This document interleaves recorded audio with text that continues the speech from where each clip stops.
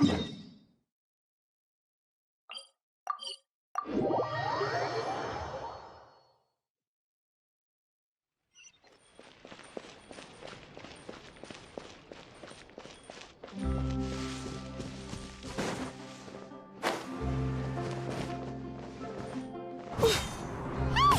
that Charlotte? We're always running into her. What's she doing this time? Oh, looks like street interviews. Paimon has a funny feeling that we might be in for an interesting time if we go check it out. Shall we? There's no point worrying about the future. I see. So you believe that this warning letter was sent by the Phantom Weasel? Absolutely. I've said it before and I'll say it again. The Phantom Weasel never acts as you expect. He must have faked his own death 10 years ago using a body double. Now that he's back, I'm sure the guards who worked on his case back in the day are in for a headache, but however this turns out in the end, the one thing it won't be is boring. Couldn't agree more. As a journalist, I'm gonna get a lot of mileage out of this one. Thank you, sir, for your time. Now, whom should I interview next? Huh? Hey! What a coincidence! Fancy meeting you here! Perfect timing. So, the Phantom Weasel's latest warning letter. What are your thoughts? Yeah, this is the first time we're hearing of this one. Could you clue us in? Huh? Oh, sorry. Yes, this case is from a decade ago. I guess you wouldn't know about it. Well, not to worry. You're in good hands because I'm a professional. The story goes like this. 10 or so years ago, a phantom thief became active in the court of Fontaine. Known only as the Weasel, nobody knew his true identity, and the authorities never managed to catch him. Wow, cool! He sounds like one of those mysterious night burglars that you read about in novels. Precisely. Well, except the part where they actually have a good reputation. Our Weasel targeted whatever people held dear, and no one was safe from his predations. He would just as soon steal a necklace from a rich merchant's safe as he would a toy doll given to a commoner child for their birthday.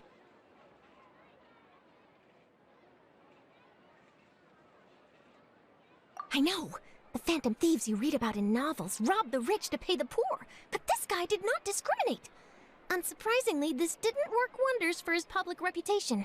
Every man and his dog wanted to see him behind bars. Yeesh. So, did they catch him? Not exactly. There's a good chance that the Weasel would still be at large to this day if it hadn't been for an accident 10 years ago. A magician named Caesar fell to his death in a botched high-altitude escape performance.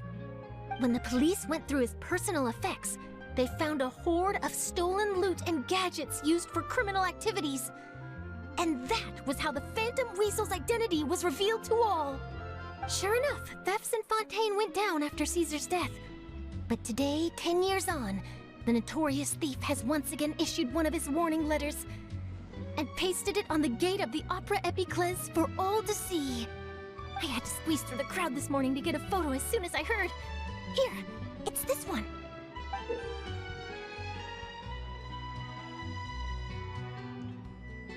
So, this is the warning letter, huh? Let's see what he wrote. 3 days from now, when evening falls, I shall take from you that which you hold most dear at the Opera House, just as you did to me 10 years ago. This is, without a doubt, a clear declaration of criminal intent. After years of laying low, the Phantom Weasel is back with a vengeance. What once seemed like an open and shut case has been blown wide open again. But why has he re-emerged now? And what does he want? I sense an epic scoop, and I'm going for it. Uh-oh. If this thief will steal anything that other people value, does that mean even we might be targeted? Aww. But Paimon doesn't want to get kidnapped. Well, he'd have to go through you first. You would stop him, right? Okay, the people have spoken. It's clear that the public are very concerned about the Phantom Weasel's reappearance.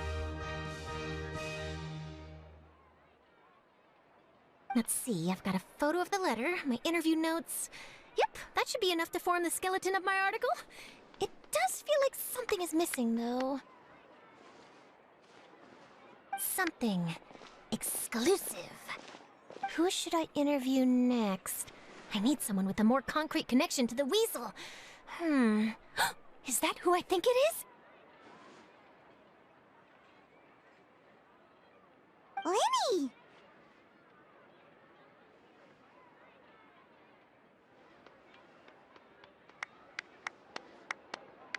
Magic, magician, Caesar! The Phantom Weasel! That's it! Let's go interview Lyney! You see, the original Phantom Thief Caesar was a magician too! And what do Phantom Thieves and magicians have in common? They both have an air of mystery about them. Perhaps there's a connection there. Are you serious? What sort of a deduction is that? Oh, relax! My journalistic instinct tells me that an exclusive news story is beckoning. Let's go! No time for delay!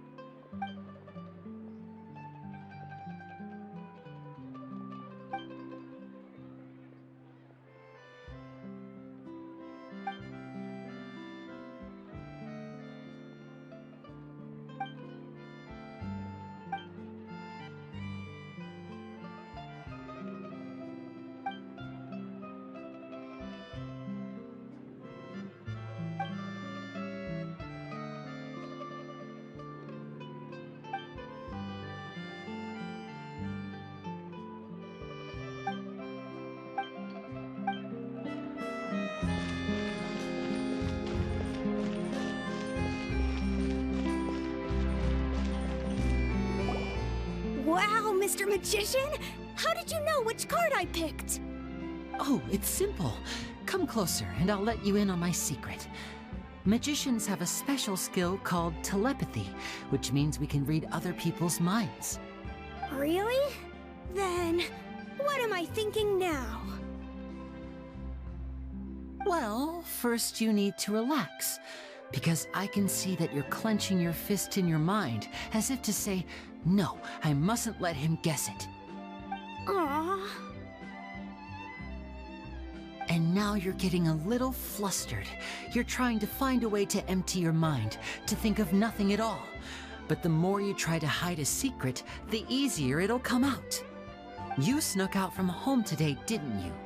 You told your family a little lie so you could come out and play. Now, that's not a good habit.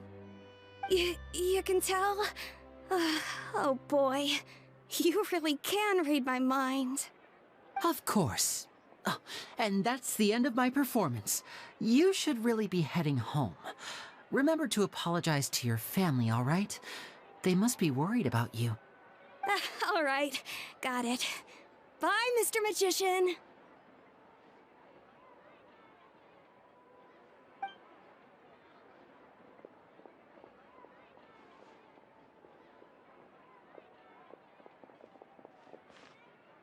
Hey, Lyney? Why, hello. We meet again. Are you looking for me? What's the situation?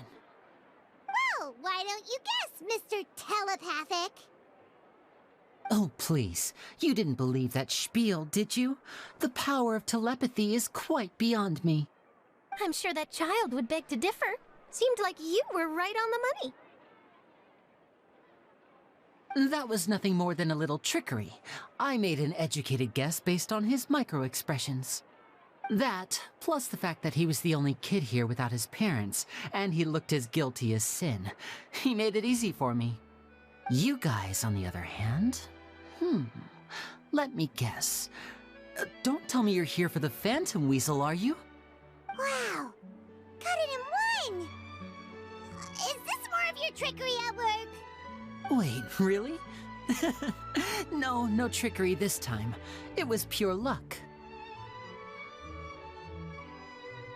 His warning letter's been the talk of the town, so I figured that maybe you were asking around about that.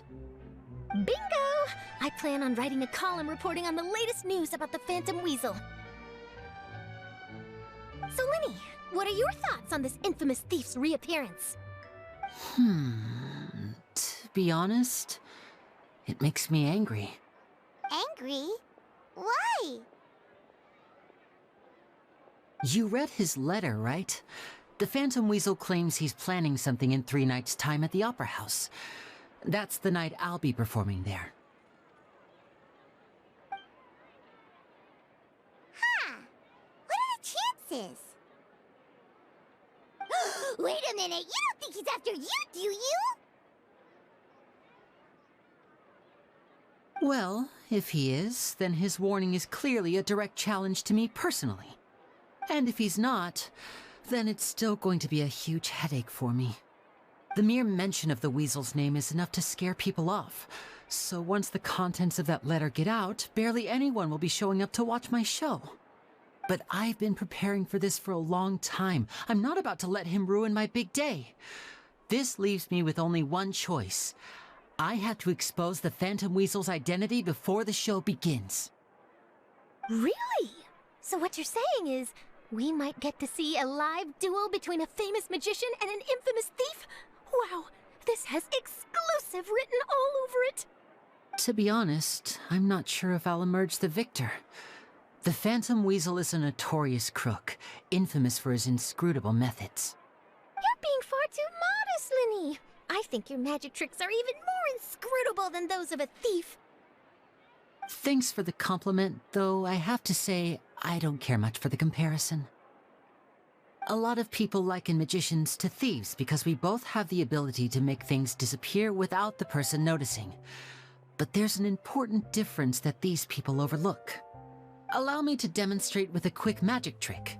Here, I have a flower, just an ordinary flower that was picked not long ago. Watch it carefully now. 3, 2, 1. It's gone! That's the question. Where did it go? Therein lies the difference between us. Thieves make precious things disappear, but only magicians make them reappear. If I could now invite you all to check your clothes, there might be a surprise in there somewhere.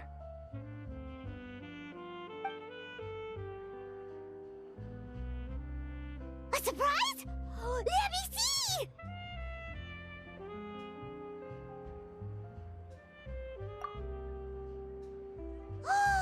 It's right there! But how? You haven't moved this whole time! What an outstanding trick! Sorry, Lyney, it seems that my previous praise was woefully inadequate. Clearly, magic is the superior art form to theft. Don't worry, I didn't take offense. I just wanted to take the opportunity to perhaps change some of the preconceived notions you might have about magicians. Since Caesar's death, a lot of people associate magicians with criminality. It can be quite frustrating. I can imagine. Coming back to your trick just now, might I presume that you are well versed in floral symbolism? For example, magicians often use rainbow roses in their flower-related performances to represent passion and romantic encounters. But you used a Lumidu spell, which, if I'm not mistaken, allude to separations. I'm curious to know if there was any deeper meaning behind this choice? Impressive knowledge. It's no wonder you're such a successful journalist. But I'm afraid I don't know the first thing about floral symbolism. I'm just in the habit of using Lumidu spells in my magic. It sounds like something I should look into, though. I'll buy myself a copy of Fontaine's Floral Language Facts when I have some time. But it'll have to wait until this Phantom Weasel business is behind us. Well noted. In that case, this brings us to the end of our interview. I, for one, am looking forward to the final showdown between you and the thief. Please feel free to get in touch to update me on any further developments. Otherwise, I will of course see you at your show in 3 days' time. But let's hope the Phantom Weasel is caught by then. If there's nothing else, I'll be off. You've given me lots to work with here, and I've got no time to lose if I want to write that exclusive piece. I'll see you all later.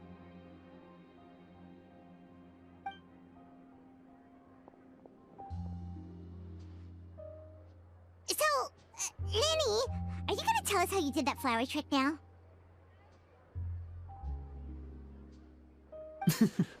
I'm afraid that's my little secret. Aww. Well, magicians are entitled to their secrets. But Paimon's really itching to know how it's done. You feel it too, right? So itchy. Not so itchy then, huh?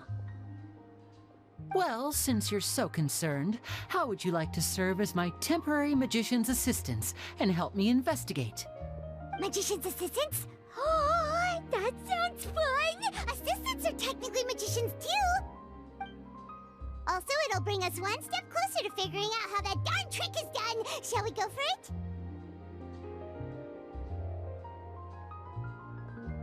Excellent. Thank you for putting your trust in moi. The first thing we need to look into is who Caesar really was. If he truly was the Phantom Weasel, that means that the Weasel is dead, and whoever wrote this warning letter is just a copycat criminal. But if he wasn't the Weasel? Well, that'll make things more interesting. It would mean that the Weasel lives, and he's been laying low all this time in some corner of Fontaine. And if we're investigating Caesar, his fiancée Gemma is a good place to start.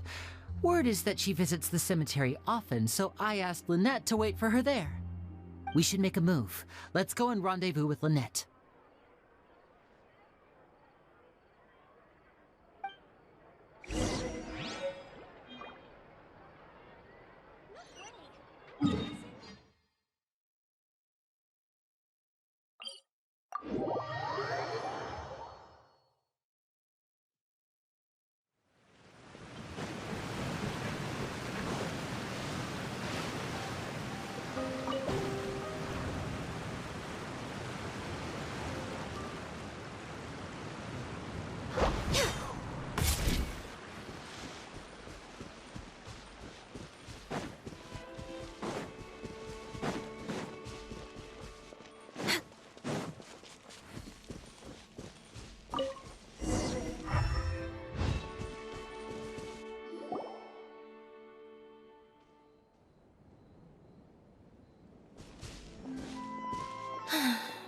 You took your time.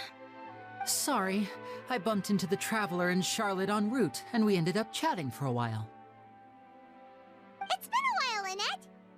We're working as Lyney's temporary assistants in the investigation of the Phantom Weasel. Thank you. It's good to have you helping. So, what's the situation? Have you seen Gemma? Nope. I've been here a while, and she still hasn't shown up. How bizarre. Maybe it was bad intel. Well, we won't get anywhere by standing around waiting. Traveler, Paimon, let's go ask around.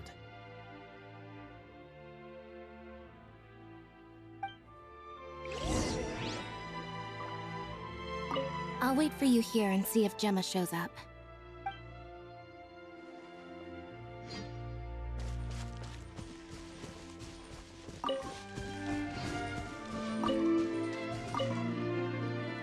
Excuse me, good sir. Do you by any chance know a Gemma?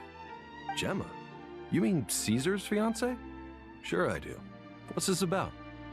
I'm just trying to get a hold of her because I need her help with something. I heard she comes here a lot. Yeah, she does. Poor thing. It's no secret why either. She's heartsick. Ever since Caesar passed away, she's been coming here once every week to clean his grave.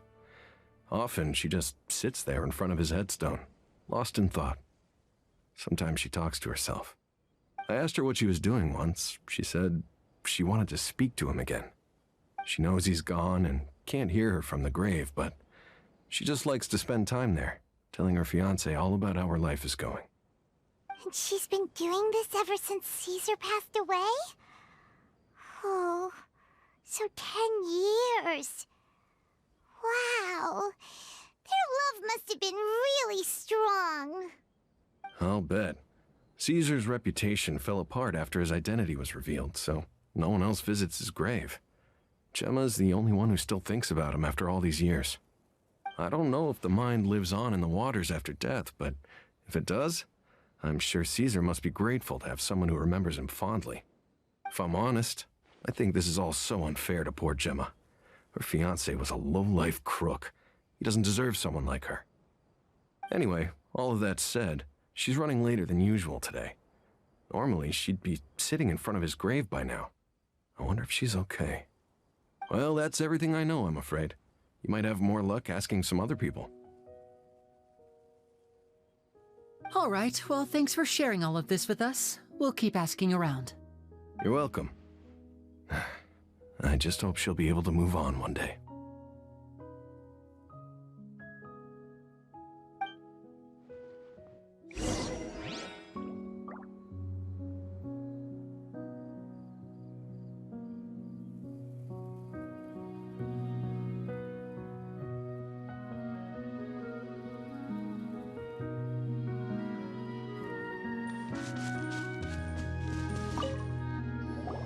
Did you hear the news? They're saying the Phantom Weasel's back. You're kidding. Wait, isn't he dead? I don't know anymore. All sorts of news flying around nowadays. I can never tell what's true and what isn't.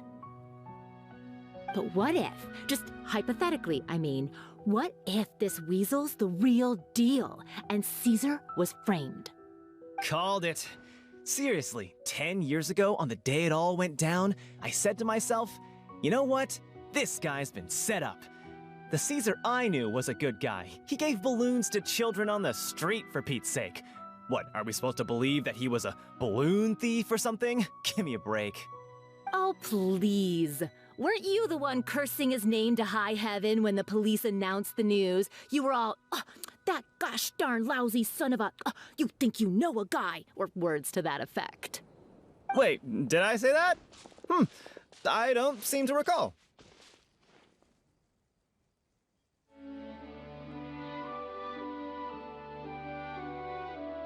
Hello there. Sorry for disturbing you, but I couldn't help but notice you were discussing the Phantom Weasel. We're actually quite interested in this topic as well, but we're struggling to get to the bottom of it. Do you think you could spare a moment to tell us a little bit about Caesar? You've come to the right people. Yep, I was there. Back when Caesar used to perform magic tricks on the street. He was a great magician. The best trick I ever saw him do was pop a transparent balloon, only for a whole bunch of doves to fly out from the inside. I was right up close and didn't blink or look away once, but for the life of me, I still don't have the faintest clue how he pulled it off. Really incredible stuff. I saw him perform too. He always used to bring some gifts along for the kids who came to watch his show, and he'd hand them out after he was done. Sometimes he even got the kids to write their wishes down, and then he'd make the items on the wish list appear in his next show. Huh. He doesn't sound like such a bad guy. But after he died, there were also rumors that he used the wish list to find out what was precious to people, with the intent to steal it later. As I'm sure you know, the Phantom Weasel would steal just about anything from anyone. Whatever the case, now that the Weasel is back, Caesar's become a hot topic once more. I bet Gemma must be pleased.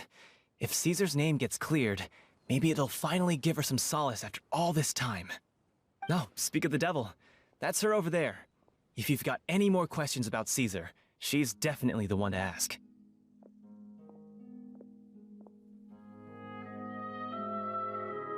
So that's Gemma. Is it just Paimon, or does it look like something's wrong? Wait, it looks like she's injured. Come on, let's see if she's okay.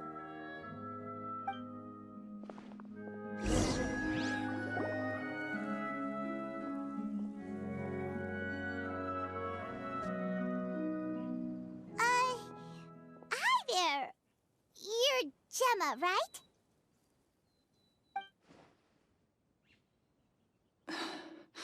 Who's asking? Don't be afraid, we mean no harm. It looks like you're injured. How bad is it? Thanks for your concern, but you didn't answer my question. Who are you, and what do you want with me? My name is Lyney, and this is my sister Lynette.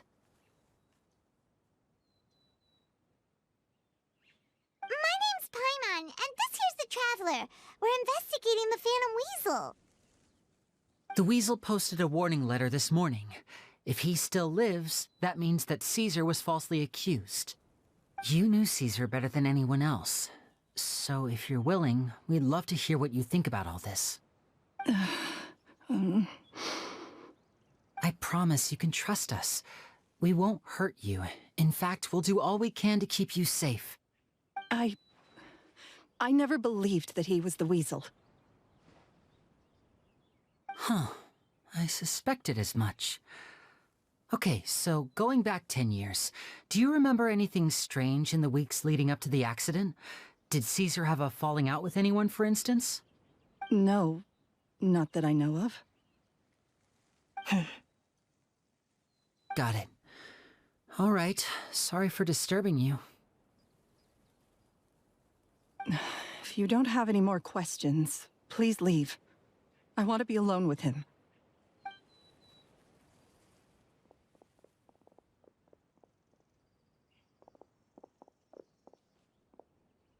Judging by the look on her face, there's definitely something fishy about her. She's lying. She definitely knows something. That's fair. We're just a bunch of strangers who showed up and started questioning her about things that happened a whole decade ago. It makes sense that she'd be wary around us. In any case, I doubt we'll get any further here, so let's call it a day. Meet me outside Hotel de Boer tomorrow, and then we'll start the next step of our plan.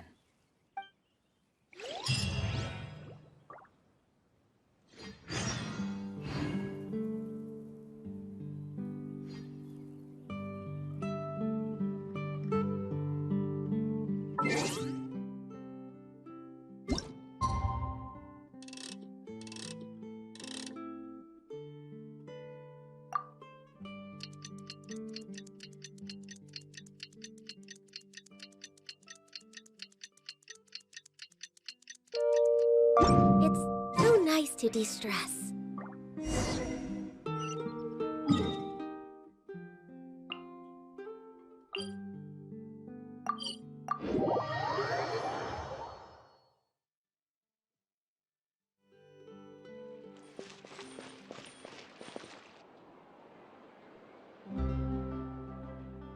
Over here!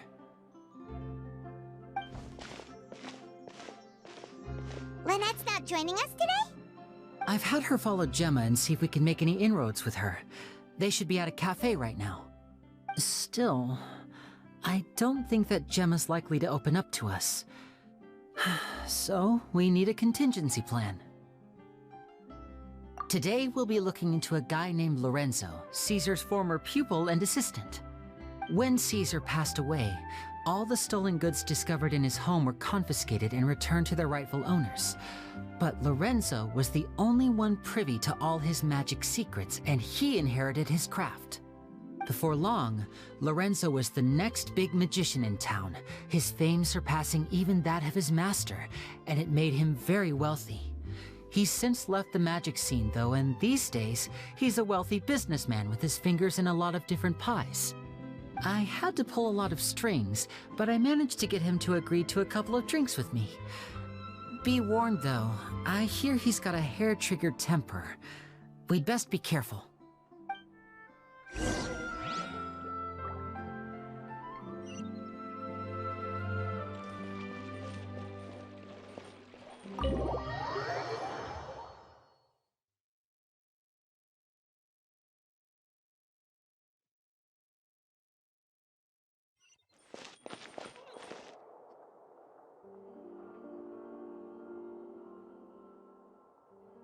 You neglected to mention that you were bringing 2 other people with you.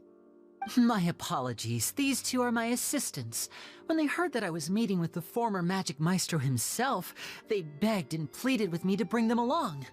And if it's no trouble, a couple of autographs would really make their day. Oh, forget the pleasantries, just sit.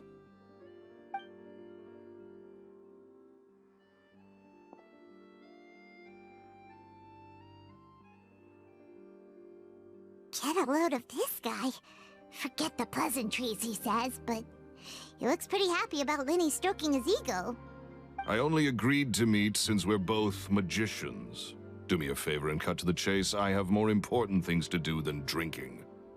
Much obliged, sir. As it happens, the matter I want to address is also related to magic. Yesterday morning, a warning letter from the Phantom Weasel appeared on the entrance to the Opera House. He claims to be planning something for the same evening that I'm scheduled to do a magic show there. As such, I believe that I may well be his target. I have to get to the bottom of this to ensure that my show can go ahead as planned. Naturally, any investigation into the Weasel starts with a few questions about Caesar, who... What is there to investigate? Caesar was the Weasel and he's been dead for 10 years. So what if some sick creep thought it'd be funny to write a warning letter? It changes nothing. Are you trying to tell me you actually bought it? Please, sir, no need to get so worked up. I do concede that a copycat is but one possibility. Possibility? It's a fact, Lyney. Look, my patience is limited, so listen carefully while I'm still willing to put up with you. The Weasel is dead. Period. Everyone knows that, so do yourself a favor and quit this investigation. It'll lead you nowhere. Look, if this affects your magic show in any way, I will personally compensate you for any losses. Oh, sir, I'm honored, really. But this isn't about finances for me. My pride as a magician is what's at stake here, Lorenzo.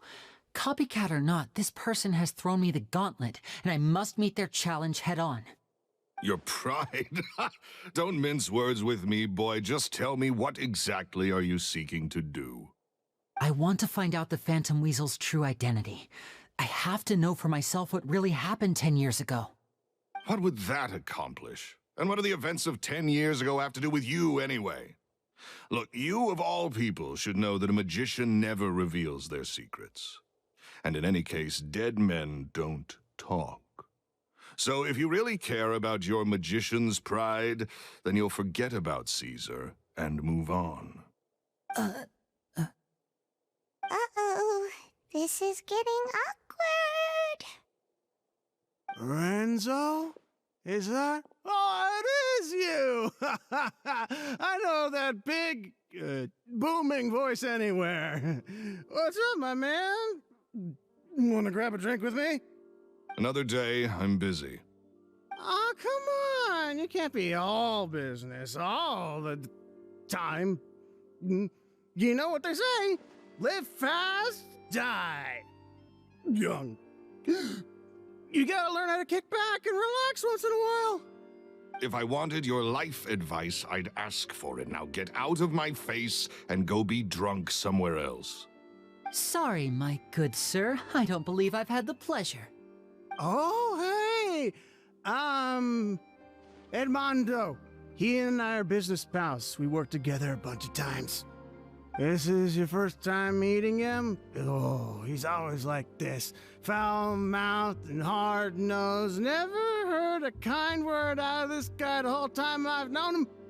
And he wonders why he can't get a girlfriend, despite being, what, pushing 40, 30, something? Anyway, point is, a lot older than when he first got rejected by the girl he was into. And he's still into, from what I hear. Shut up and get out of my face. Another word out of you and you can forget about doing business with me ever again. Do I make myself clear? Sorry, I may have had a little too much to drink. All right, I'm gonna leave. Don't work too hard.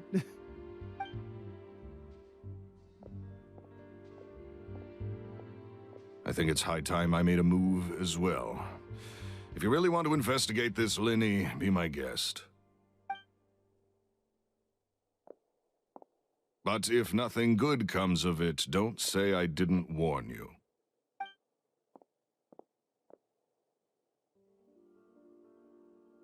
Well, that fell to pieces in a rather spectacular fashion. Any thoughts? Totally. And what was all that about compensating you for your losses? Why would someone you just met make an offer like that? He's gotta be hiding something. And not like Gemma. She was a little suspicious, but this guy's definitely covering something up. I think so too. We need to look into Lorenzo more closely. That guy Edmondo seems to know a thing or two about him. He only just left. Let's see if we can catch up with him.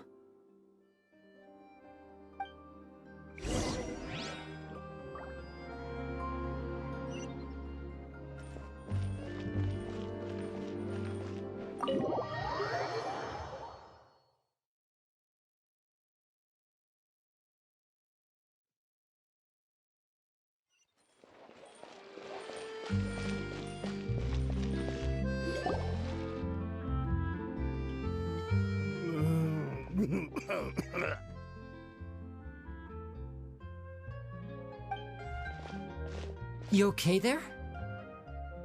Who are you? Oh, it's you guys. Don't worry about me. I must have had one too many. I just need to ride it out. I say way too much back there, didn't I? Yeah, I nearly talked myself into complete financial ruin. Note to self, no more drunken chats when Lorenzo's around. So, he was serious about threatening to cut you off? Ugh, Paimon knew he was a bad egg. Hey, keep your voice down. Don't go prying into Lorenzo's personal affairs. Bad things happen to people who ask too many questions, or make an enemy out of him. What kind of bad things? Don't even ask. I'm sorry, I'm gonna have to cut this conversation short. I'm not crossing that line again. And take it from me, trouble with Lorenzo is one thing you don't need in your life. You saw him flare up back there. I don't know what you said to him, but clearly it touched a nerve. That's not a good sign. You're too young for this. Don't get in over your head. I'm leaving.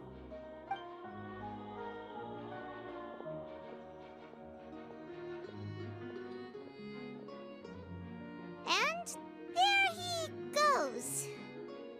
What do we do now, Lyney? Shh! I think we're being watched. Someone was listening in to our whole conversation. Don't say anything and don't look back. Any altercation in the city will attract the guards. We'd better take this elsewhere.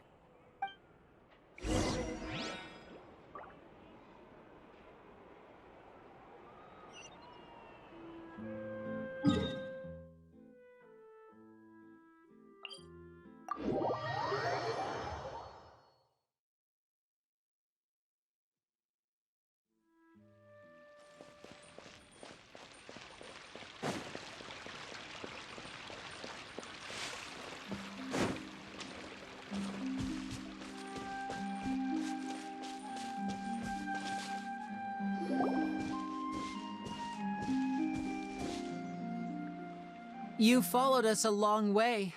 Why don't you come out and introduce yourselves? So you're Lyney. And where's your sister? Ain't she with you today? Save us the trouble and go fetch her for us. Let's not drag this out. Paimon doesn't like the tone of your voice, mister! Who sent you, huh? Save your questions, missy. You ain't gonna need answers where you're going. Capiche? Looks like we can't avoid this fight. Now, I'm not the strongest fighter, so I hope you're ready to back me up. Don't worry, we got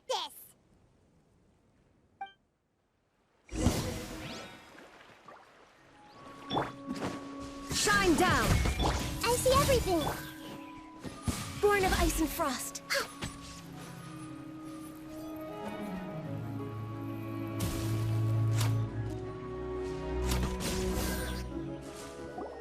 Curses. They're tougher than we thought. Vision wielders are always trouble. Intimidation ain't gonna work like it did on the lady. Come on, let's scram!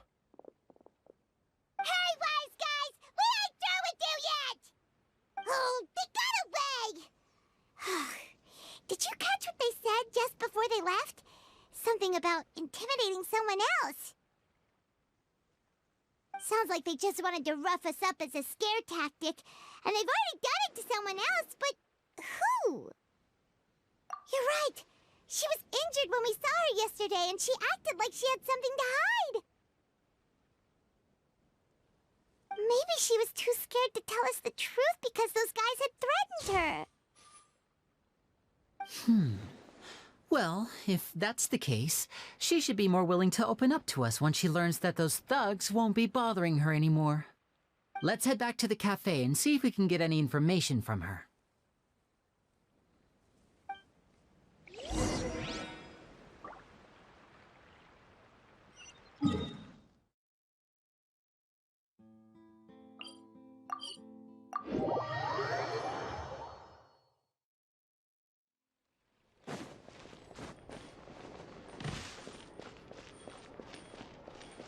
Next on the agenda...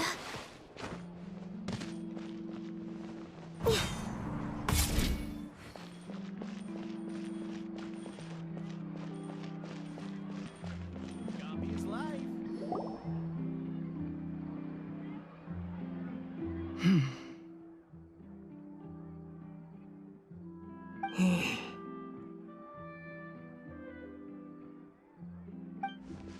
Gemma?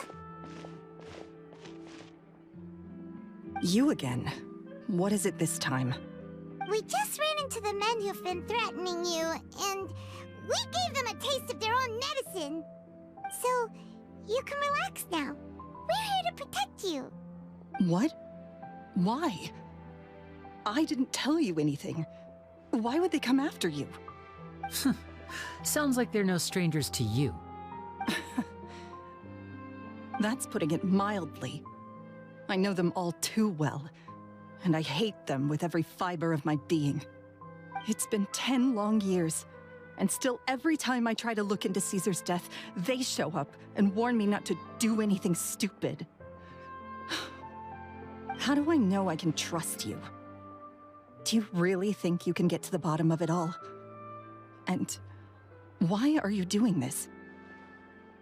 I'm afraid I can't reveal all the details just yet, but I can promise you this. I will expose the Phantom Weasel's true identity. Because you see, this is a personal matter of the utmost importance. I give you my word. Trust me. Okay. How can I help you? I've heard that Caesar used to have a magic workshop where he kept a lot of his personal effects. If possible, I'd like to take a look at them. Do you know where it is? The Fleuve Sonde. But the place was sealed up by the police after his death, and no one's been there since. I also know that the Fleuve Sonde is dangerous territory. Lots of hostile groups lurking around. If you're serious about going there, please be careful. Understood. Lynette, you stay here and take care of Gemma. Don't let her come to harm. Got it. But if I'm staying here, I'm ordering dessert. I mean, bon appetit. But stay sharp, too. They're likely to come for you while I'm away. Okay. Alright. Power saving mode off. I'll start taking this more seriously now. Looks like no more free coffee for Whatever you do, please be careful. If anything happens to you because you're investigating Caesar, I'll never be able to forgive myself. Whatever you do, if anything happens... With me here, nothing will happen. This coffee smells as good as ever.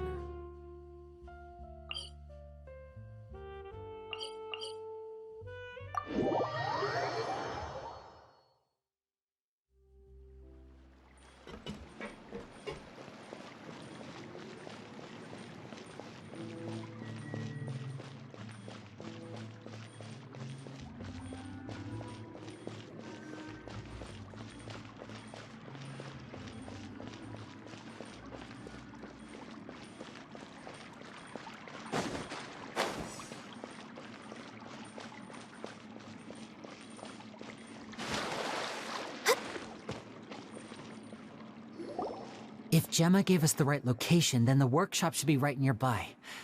Huh. Looks like these boxes are blocking the entrance. Let's shift them away first. There we go. It should be just down here.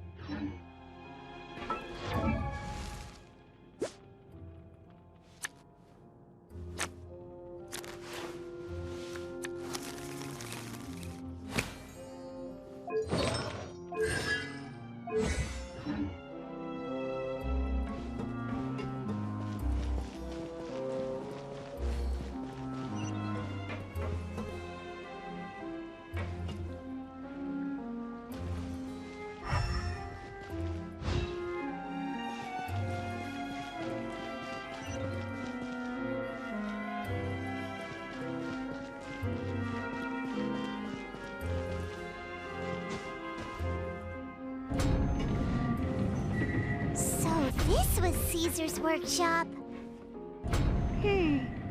Nothing suspicious here, just normal magic props.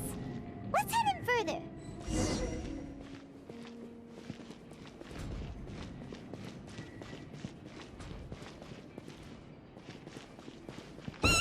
What was that? Oh, is this one of Caesar's gadgets? Guess we must have triggered some sort of device.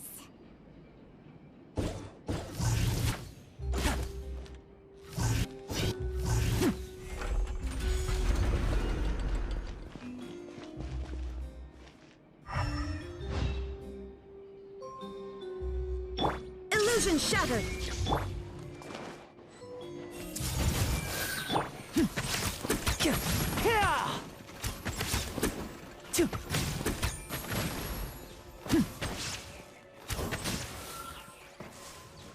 Whoa. Look. The doll in the box is glowing.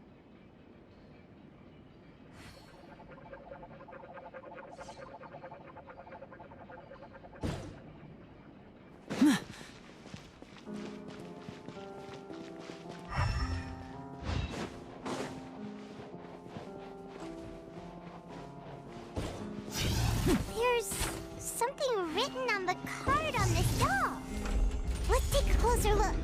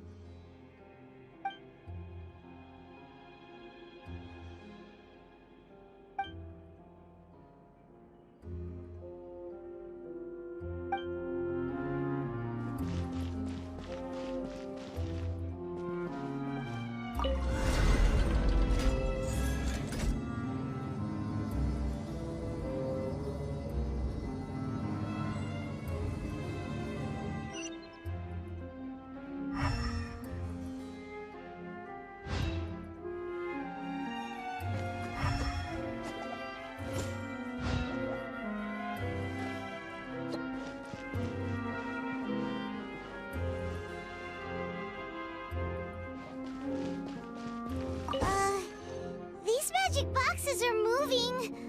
What do we do? One of them looks different from the rest. Let's investigate.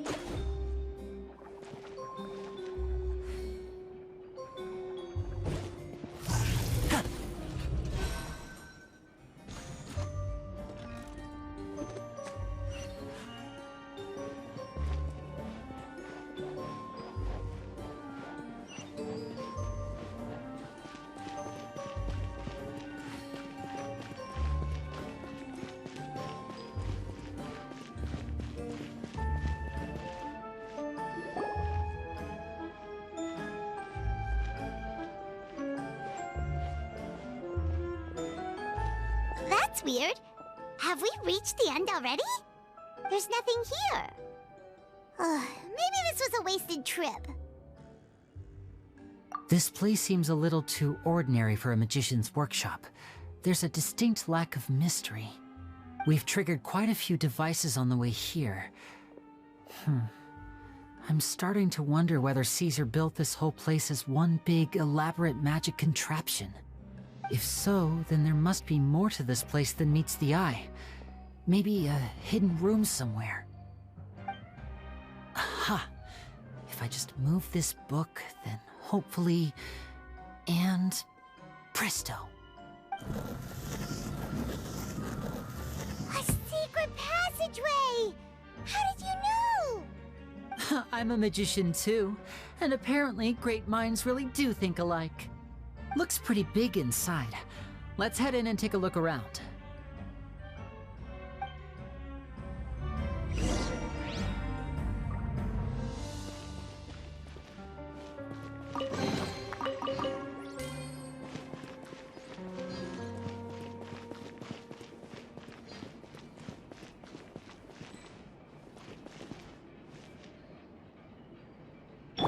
There is no escape!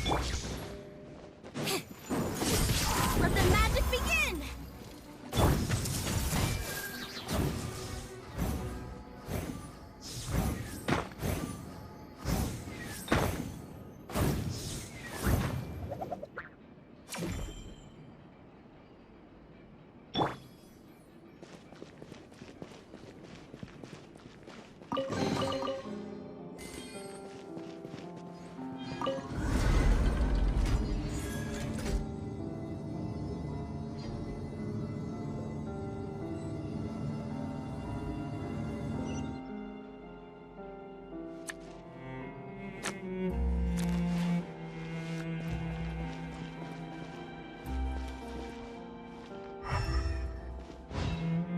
Shine down! Everyone hold in!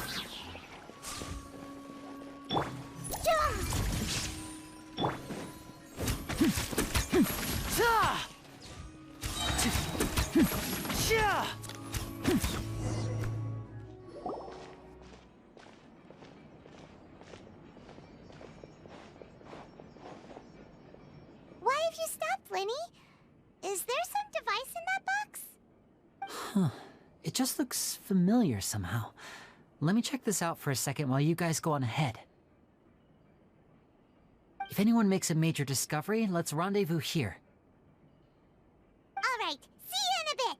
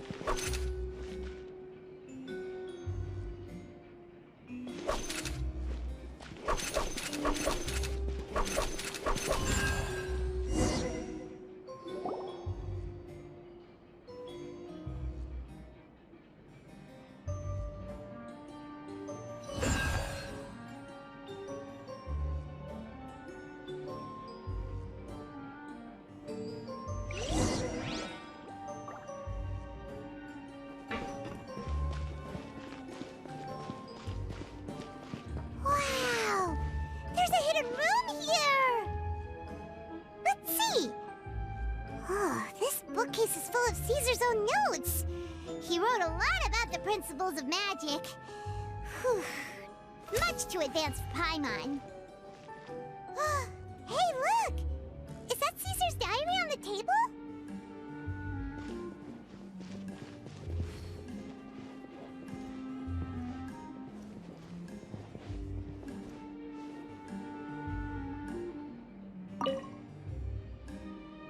This book's thick as a brick! Let's take a peek inside it, shall we?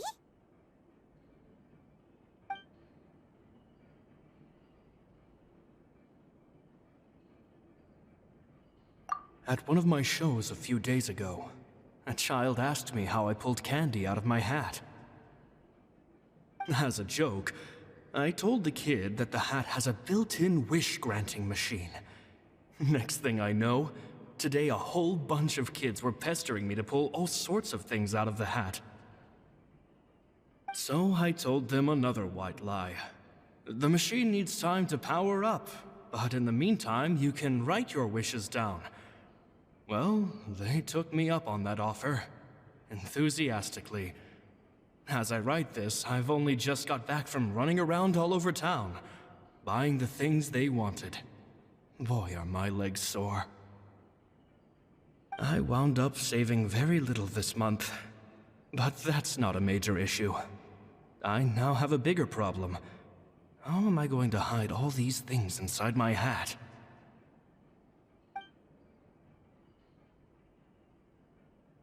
Two children came to talk to me after today's show. I don't know why they were out on their own. They looked much too young to be unsupervised. I do hope they got home safely. Anyway, they said that they wanted me to teach them how to do magic. It's not uncommon for children to ask this, of course, but I've never seen any of them as serious about it as these two. I told them that learning magic is very hard work. That didn't faze them at all. It's like they already knew. They seemed so committed. I couldn't turn them down.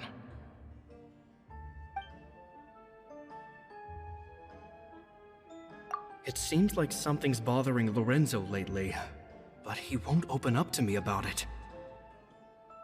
Surely he's not upset that I agreed to teach those two children. I'll have to talk him around. I have a good feeling about those kids. They're naturally talented, and it seems like they're not new to the world of magic. They have all sorts of fantastic ideas. All I'm really doing is helping them develop a more professional standard training plan. They wanted to call me Master, but I told them they absolutely mustn't. Any magician worth their salt could have taught them what I have. They're the geniuses here. Compared to them, I don't deserve to be called any sort of master. With time, I have no doubt that they could become far greater magicians than I. My only concern is why they're so mature for their age. I fear they've had to grow up too fast. I don't dare to imagine what they must have been through. Gemma thinks so too. She doesn't like being around them. Says that their eyes are too piercing. They don't bother me, but then again, I've never been the sharpest tool in the shed.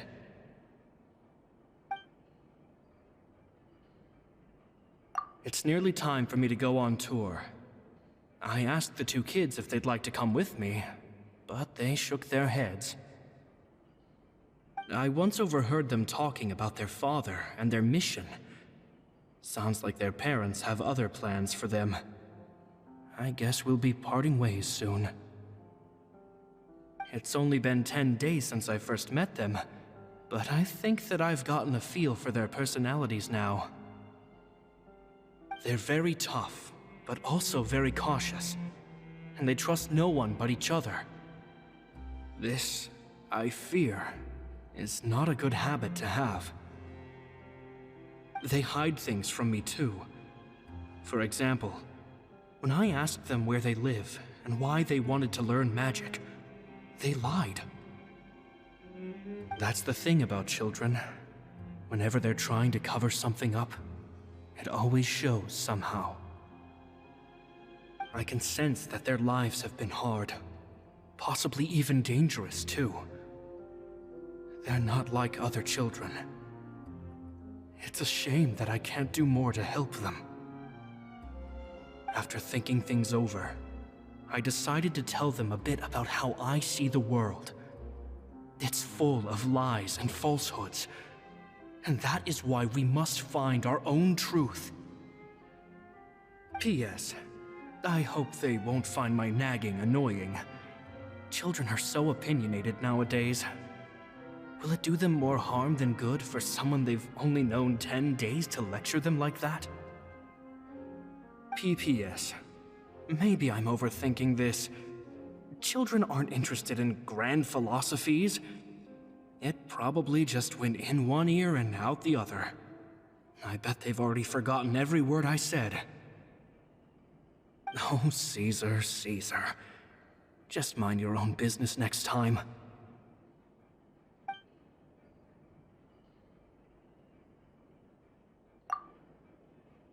Two magic geniuses with a father and a mission, huh?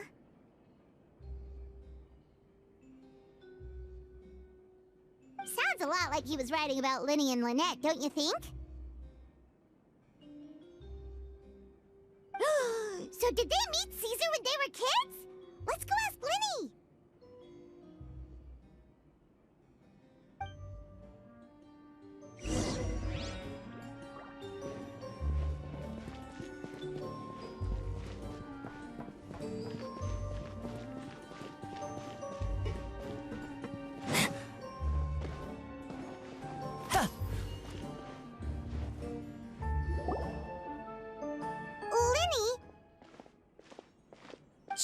Hold that thought. As I expected, there's a lot of fishy things going on in this place. Fishy?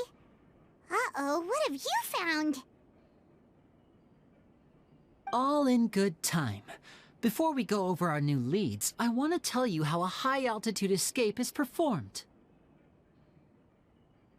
First, the magician slots themselves into a magic box in full view of the audience. The box is then suspended high in the air, and a short while later, the base automatically opens.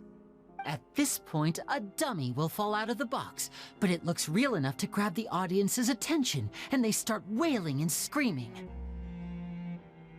Meanwhile, the real magician, who has by now blended into the crowd, waits for a good moment to make their appearance and put on a hysterical performance. Oh no! Is that me? Did I just fall to my death? Very vivid description.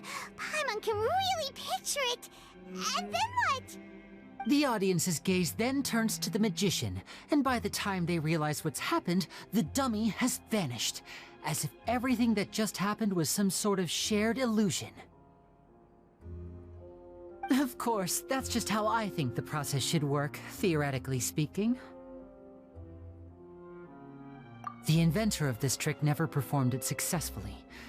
When the box opened, Caesar was the one who fell out, and not the dummy.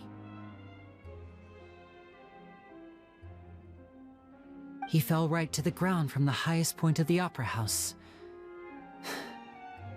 No one could hope to survive that fall, not without a vision at least. And no one else has ever attempted this trick since. My understanding of how it works is just based on what I could gather from his notes and the relevant gadgets here in his workshop. So Caesar's famous high-altitude escape has never been done, huh? Paimon was about to say how cool it would have been to see it in person, but if it's that dangerous, it's probably for the best that no one else tries to do it. Wait a second. So if a dummy's supposed to drop out of the box, then where does the real magician go? How does he get out? Glad you asked. That brings us to the secret of said box. This box right here is the one that Caesar constructed himself to use in the performance, and it's not as simple as it looks. Inside, there's a device that only the magician himself would know about. Once the magician's inside and the box is lifted up into the air, the audience's view of the box is fixed at a certain angle. From where they're standing, they have a clear view of the front, sides, and bottom, but the back and the top are now no longer visible. At this point, the magician presses a button inside the box, opening a secret door out of view. He then escapes through this trapdoor onto the opera house roof, waits for the dummy to fall and distract the audience, and quietly returns to ground level. That's way simpler than Paimon imagined. Even Paimon could probably do it. Well, there's a little more to it than that, of course. The hardest part of this trick is controlling the audience's mood and reactions. That takes an exceptional degree of showmanship. There's the falling dummy, the miraculous reappearance, the pompous performing. Maybe the magician would even have themselves tied up before it begins to strengthen the impression that there's no escape. Many days and nights of careful research and painstaking practice would have gone into this, all culminating in a performance just a few minutes long, but one that still manages to transform the shock and grief of a tragic accident to the joy and laughter of a mesmerizing magic trick. Caesar was a highly accomplished magician, but unfortunately, even he didn't manage to pull it off. So, how did it go so wrong? You said you found some fishy stuff here. Have you figured out what really happened? I can make a pretty good guess. I looked into the case files. The magic box Caesar was using at the time of his death had the secret button I mentioned positioned on the right-hand side. And sure enough, he always used his right hand as his dominant hand in public. Okay. Nothing suspicious there. But here's the strange thing. Most of the devices in this workshop have the mechanism on the left-hand side, including this box right here, which leads me to believe that Caesar was in fact left-handed. Because a magician can't afford to have their most basic habits stand out too much. People naturally focus their attention on the most important details of the task or situation at hand. But a magician needs to be able to redirect an audience's attention at will, so as to avoid arousing their suspicion. The essence of magic is getting people to believe a lie. If even the truth raises eyebrows, the falsehoods become all the more difficult to mask. And so, Caesar trained himself to use his right hand to align with his audience's expectations. Great magic always requires sacrifices.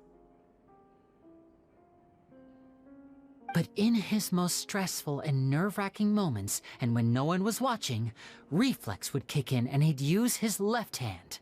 That's why he set his gadgets with the mechanism on his left. Exactly. I think that's likely what happened. Caesar would have been under a lot of time pressure during the escape. He'd have had mere seconds to open the hidden compartment, retrieve the dummy, then open the secret door and make a swift escape. But I'm sure he was confident. He would have rehearsed countless times to the point where it was second nature. He'd barely need to think about what he was doing because muscle memory would guide him through. So he opened the compartment, took out the dummy, checked everything was in order, and then went to leave.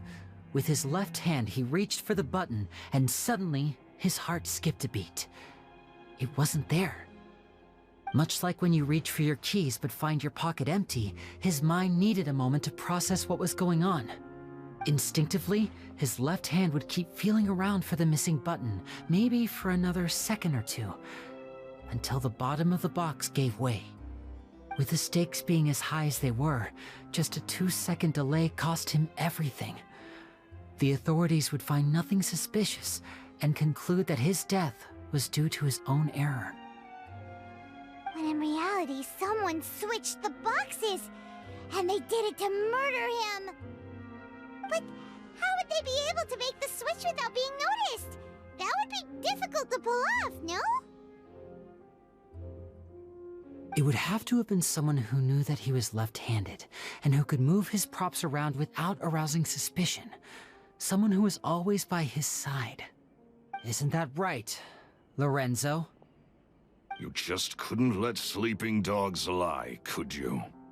There's not a lot of people who'd go to all this trouble for some magician who died 10 years ago. I didn't want to have to do this, you know. Silencing you the hard way just creates more problems for me to deal with. But I gave you your chance. I hoped you'd do what's good for you and back off like the lady, but you disappoint me. You mean Gemma? So you are the one who's been threatening her! Yes, although however stubborn she might be, she was never much of a liability. But you people, you never even knew him, but for some reason you just wouldn't drop it. Which is why you can't leave this place alive. Take them out, and make it quick. Do your worst!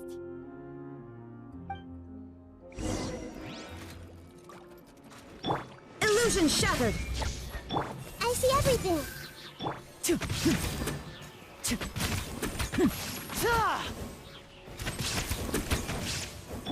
Hey!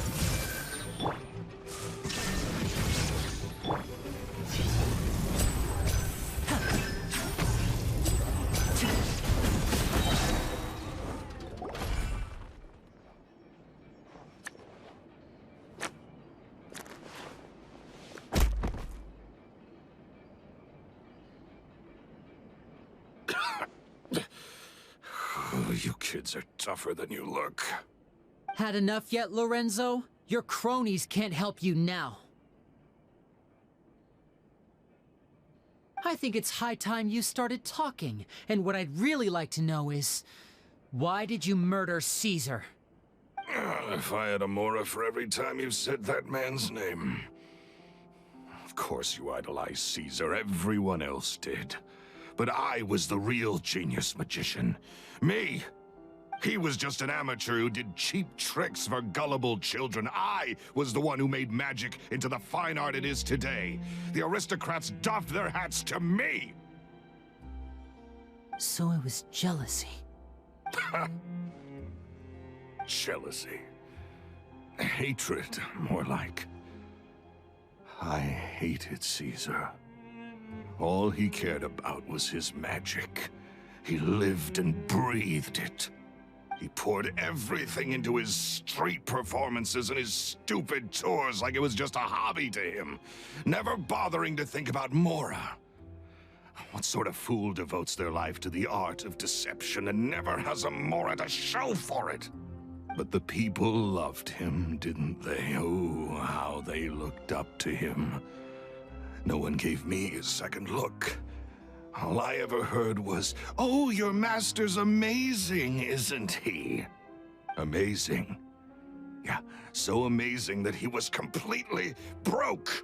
Every other apprentice was living it up at their master's expense, but no, not me.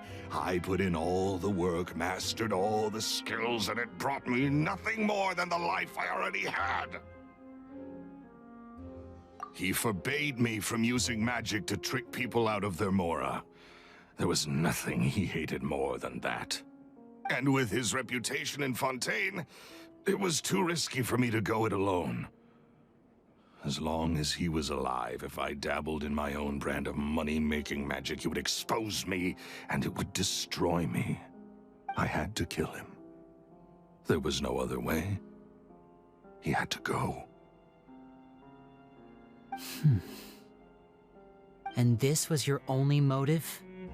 It was reason enough. What other motive would I need? Well, I was under the impression that there might have been other factors at play. For instance, Maybe you were in love with Gemma, but she was engaged to Caesar. In love with Gemma? Don't be ridiculous. Guess I was wrong about that then.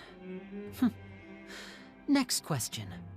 Are you the Phantom Weasel? I am. Caesar was so strict with me. He insisted that his way was the right way, that the sole purpose of magic was to bring joy to the world. I never bought into any of that. I was more interested in the practical value of magic. Sure enough, it helped me fill my pockets with all kinds of valuable treasures. Oh, yeah! Charlotte told us that the weasel would steal whatever people valued, no matter how much it was worth. That's just how it looked from the outside. What would any thief want with second-rate loot? I've only ever targeted high-value items. I stole cheap things as a way of practicing my craft. It was other people's overactive imaginations that conjured up the preposterous image they then dubbed the Phantom Weasel. So that's the story, huh? Well, I hope you're ready to tell it all over again during your trial. What choice do I have? You're a pack of wolves, and you've got me between your jaws. You've seen what's here, and my last-ditch effort to stop it getting out has failed. What else can I do? So be it. I've enjoyed power and wealth for the last 10 years, the likes of which Caesar could never give me. I wouldn't choose for things to end this way, but I regret nothing. Very well. In that case, I'll contact the guards. Traveler, Paimon, keep an eye on Lorenzo for me. I'll meet you just outside the workshop when I'm back.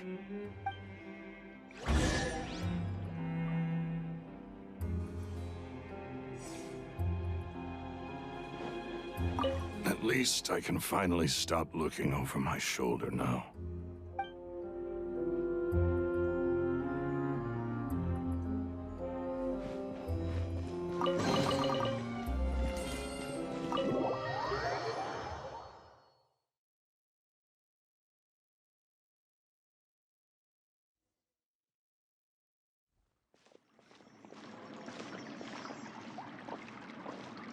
Lyney has told me the whole story. Lorenzo, do you confess to the murder of Caesar and to framing him for the Phantom Weasel's crimes? Look who's finally developed a conscience. What kind of disciple murders their own master? I hope it was worth it, because there'll be hell to pay.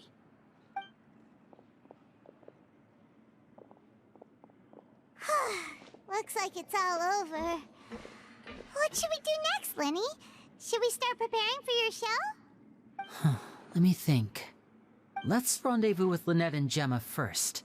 With Lorenzo in custody, Gemma will no longer have to fear for her safety. Good point!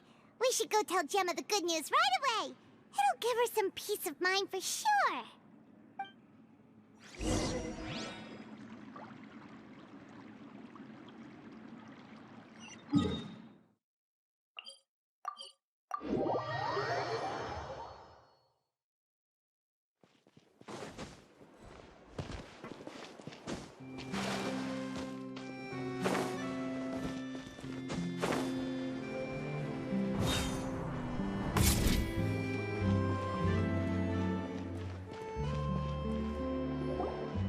Ah, you're back. You were so quick. I've only just finished my third dessert. Your third? Lynette, come on, we've talked about this. Everything in moderation. You're not gonna have any room left for dinner now. It's fine. I'll shift to exercise mode and jog off the excess sugar. That's besides the point.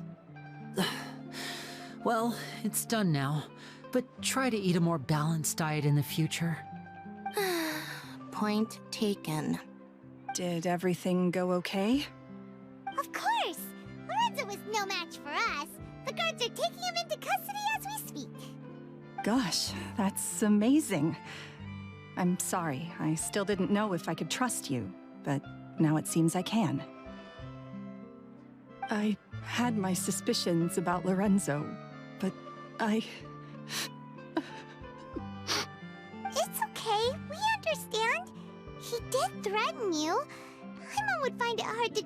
strangers in your position too. But you don't need to be scared anymore.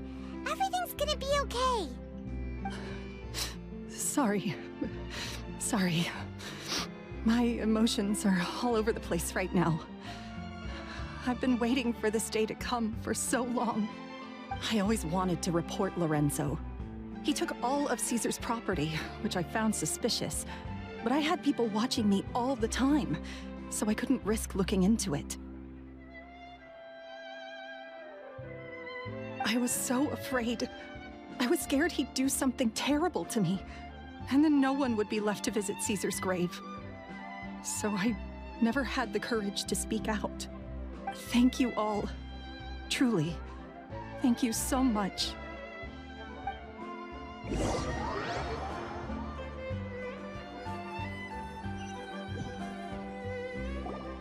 Thank you all for clearing Caesar's name. I never would have guessed that Lorenzo was the real Phantom Weasel. He never showed any signs that there were problems between him and Caesar in public. From the outside, it looked like they got along great. And to think that lowlife's been living life to the fullest all this time, while Caesar's name was getting dragged through the mud. It's a travesty.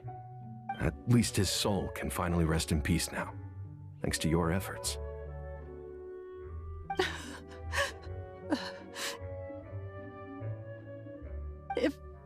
If only I'd realized before it was too late. Don't blame yourself, Gemma. This isn't your fault. Yeah, you still have the rest of your life to live. Caesar wouldn't want to see you spending it feeling guilty. Cheer up, Gemma.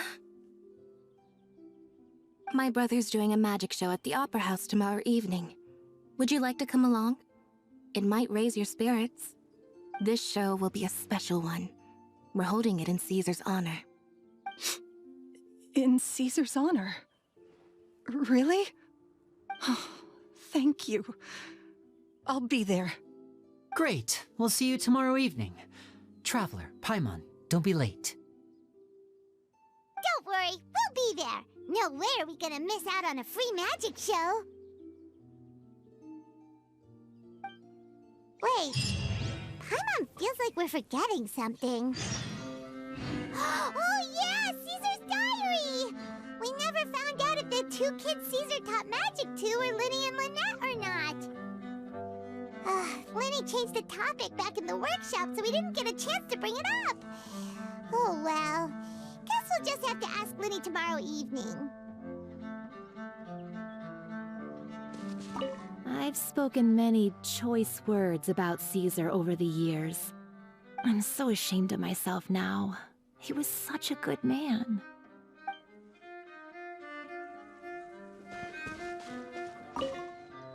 I can't believe Lorenzo was intimidating Gemma all this time. He comes around here sometimes. Not to clean Caesar's grave, though. He just stands off to the side and watches Gemma from a distance. She must have known, but she never asked him to leave. I wonder why that is.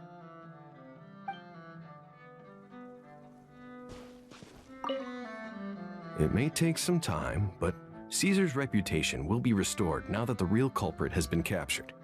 Looks like Gemma chose a good man after all.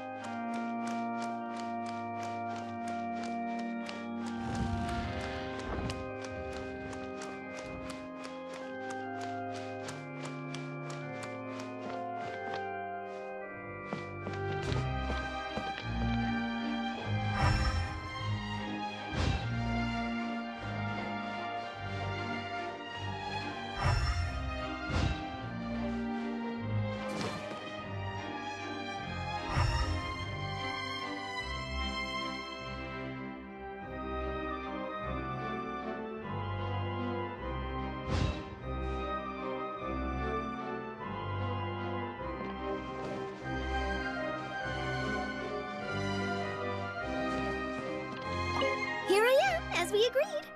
I wonder what kind of show Lyney has prepared for us this time. Oh, the anticipation. It's killing me. Oh, and how could I forget? Thank you both for capturing Lorenzo. Now that this decade-long case of the Phantom Weasel has finally been put to rest, I'm going to go through my notes and put it all together into the most spectacular special column piece to ever grace the pages of the Steambird.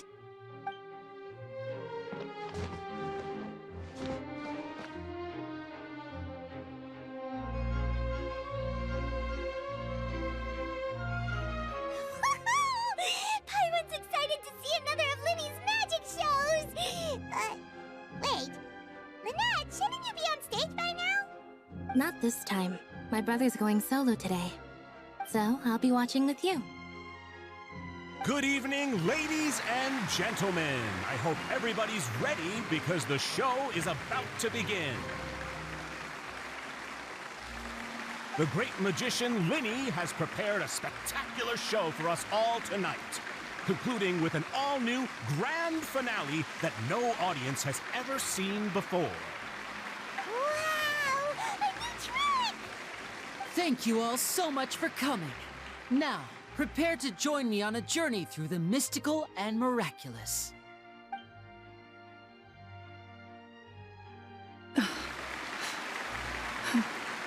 Exciting stuff, isn't it? Yes, it's just... It reminds me of him. No wonder. Caesar was a famous magician too. So, how did you two first meet, Gemma? Well, I was out on the street once, and I saw him performing for little children.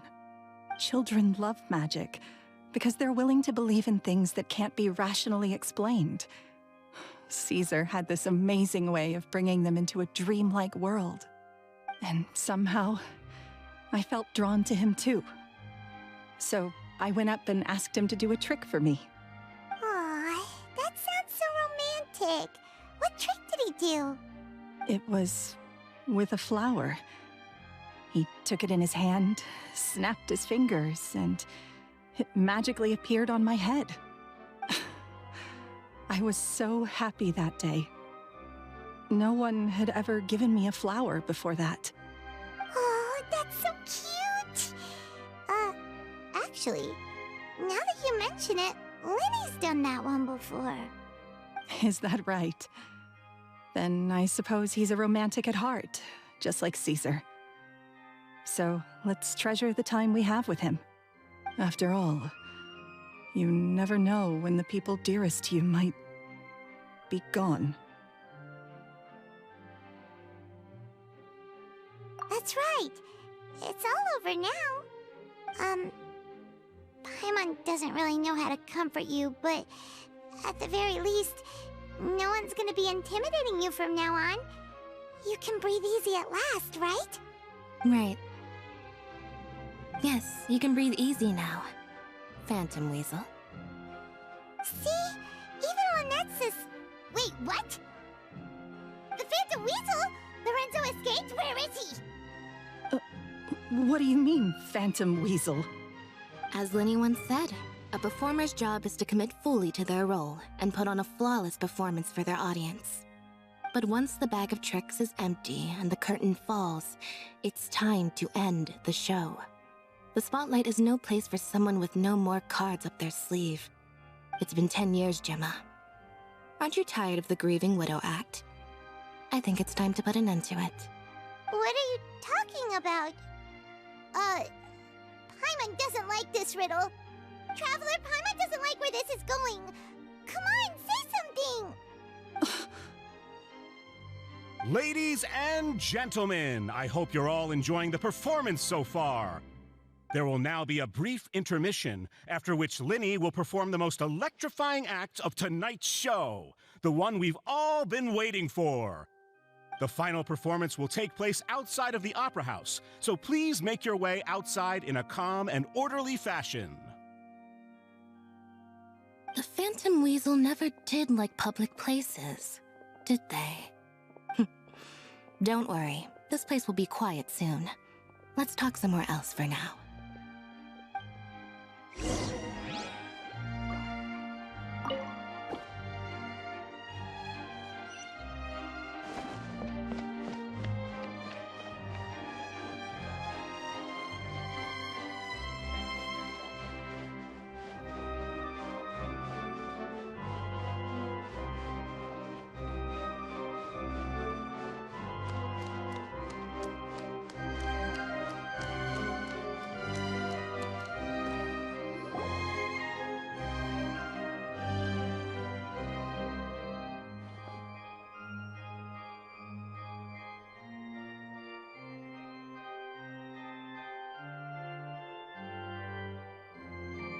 Dear me, this is awkward, isn't it? And unfortunately, I'm all out of gadgets, so I'm afraid I can't do any tricks to liven up the mood. This is a big mistake for a magician to make, but thankfully, I do have a backup plan. Now, who wants to hear a story? Lyney, don't we have more important things to address right now? Lynette accused Gemma of being the real Phantom Weasel a moment ago. Oh, what the heck's going on? All in good time. Magicians are good at guessing what people are thinking. I know the questions you want to ask. And as it happens, the story I'm about to tell might answer a few of them. Really? Well then, let's hear it! Paimon's dying of curiosity here! Let's go back to the very beginning. A decade ago, when the Phantom Weasel was terrorizing the court of Fontaine. She never missed a target, never left a trace, and no treasure was safe from her thieving hands. But as her infamy grew, so did the readiness of the police, and her opportunities to act became ever fewer. Every day, she ran the risk of being exposed for who she was. Of course, she could not simply take this lying down, and before long, she found her ticket to freedom. She would create a scapegoat, a false weasel to close the chapter on her behalf. After weighing her options, she set her sights on a renowned magician, Caesar. After all, magic and theft shared enough similarities for people to buy the story when the truth came out. So then what? Being the master deceiver she was, the weasel easily earned Caesar's trust. Now, all that remained was to frame him for her countless crimes. But as she was considering how to make her move, she noticed Caesar's aggrieved pupil, and a new thought entered her mind. Maybe I don't need to get my hands dirty after all. At her encouragement, Lorenzo tampered with Caesar's magic box, causing him to fall to his death. Afterwards, Lorenzo seized his master's property, and the weasel set about tarnishing Caesar's reputation. Two co-conspirators committed the perfect crime.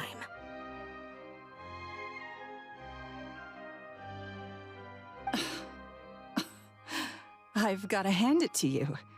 You're both exceptional storytellers. It's enough to make even me wonder whether there was really another mastermind behind all this, pulling the strings. But I just have one question. You seem to think that I am the villain in this tale. What's brought this on, Lyney? Is it something that Lorenzo said? Don't worry, Lorenzo said nothing at all. But I never believed that he was the weasel, and in fact, my investigation only made me more certain of that. He was too forthcoming with his confession, as if there was something else he was trying to hide. How disappointing. So you'd sooner trust Lorenzo than me? Even without a shred of evidence? A magician is an expert at playing the audience to get the result they want. And I have no doubt that you, Gemma, are equally talented in this regard. With a little help from Lorenzo, you put on a very convincing performance. The lovesick fiancé, whose devotion to her betrothed is unshakable, even under threats of violence. Caesar was maligned and hated by all for 10 years, but you? Everyone sympathized with your plight. Who would suspect for 1 second that the lovely young lady always seen weeping in front of Caesar's grave was actually the mastermind behind his demise? No, not that poor lady. Perish the thought. Wait, so you mean the whole intimidation thing was just a hoax? Gemma and Lorenzo were both in on it? But why would Lorenzo agree to that? And why didn't he sell her out even at the end instead of admitting to being the weasel himself? Yes, why indeed? Maybe Gemma herself could enlighten us on that question. Well, Lyney, if you're so confident in your version of events, then I think the answer should be obvious. Having killed Caesar with his own hands, Lorenzo was plagued by overwhelming guilt. Revealing the Phantom Weasel's true identity would serve no purpose. But if the Weasel remained free, then she could take care of Lorenzo's loved ones. An excellent answer, though sadly a little dull. Is that right? Well, don't let me bore you. If you'd care to change the topic to something more interesting, I'd be much obliged. As a matter of fact, there's one thing I'd really like to understand. Why would the real weasel have targeted things that only have value to other people? Could you shed any light on that? Of course. After all, we're just telling stories here, aren't we? If I had to guess, I would say that the real weasel must have had a terrible childhood. Left to fend for herself after her parents died young. Betrayed, scorned, beaten. She'd scrounge waste paper from garbage bins to draw on, using twigs and dirt for lack of ink and pen. She'd sew ugly rag dolls from whatever scrap material she could get her hands on. This was her only source of happiness in life. But it was all she needed, and she was content. Until the world decided that even this was too good for her. Once again, she was betrayed. And this time, everything was taken from her. She felt like life was a miry pit that dragged her further down the more she struggled to escape. At that tender age, she should have been happy. Instead, she stood in the shadows and watched with envy as all good things in the world passed her by. This was a fate too cruel for anyone to bear. Her pain became a breeding ground for dark thoughts. Thoughts which festered and grew into a twisted solution to her troubles. I detest the happiness of others, in all its forms alike. I will rob them of everything they hold to be good and true, and it will fill the void in my soul. That's some pretty heavy stuff. Now it all makes sense. Does this story satisfy you, Lyney? Yes, it is quite to my tastes. Thank you for helping to clear up my confusion. Huh. That's right! What drove you to write that letter, Gemma? What were you trying to achieve there? Because without that, none of this would have ever come to light. She didn't write the letter. After 10 long years, I'd hoped that the Phantom Weasel would be consigned to the history books by now. But it seems like someone still wasn't ready to let her finally be at peace. Lyney. Or should I call you the Phantom Copycat now? You were the one who posted that letter outside the Opera House. But why?